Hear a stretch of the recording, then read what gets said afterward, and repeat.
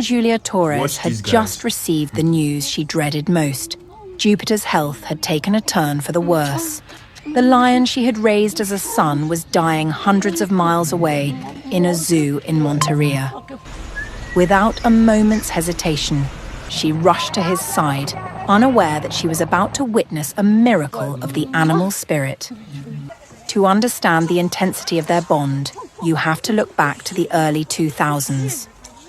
Ana Julia, the founder of the Villa Lorena shelter in Cali, Colombia, had rescued Jupiter from a traveling circus where he had been severely abused.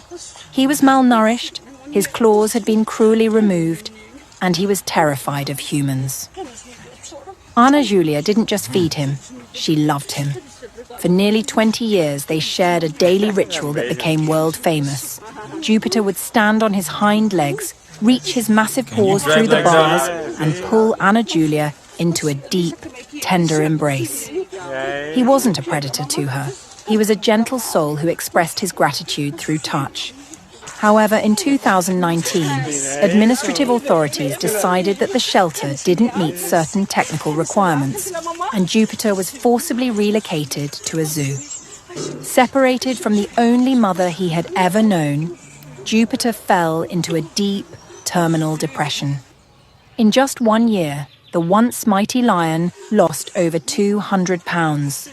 When Ana Julia finally arrived at the zoo after hearing of his decline, she found him skeletal and suffering from terminal liver cancer. As she stood before his cage, the scene was heart-wrenching but beautiful. Though he was too weak to stand, the moment Jupiter heard Ana Julia's voice and felt her hand, his eyes filled with a recognition that defied his physical pain.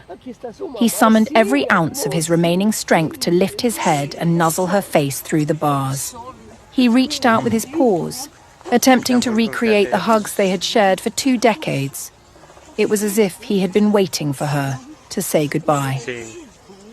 Can you drive like that? Shortly after this reunion, Jupiter was finally allowed to return home to Cali, where he passed away in peace, knowing he was back in the arms of the woman who had first taught him what it meant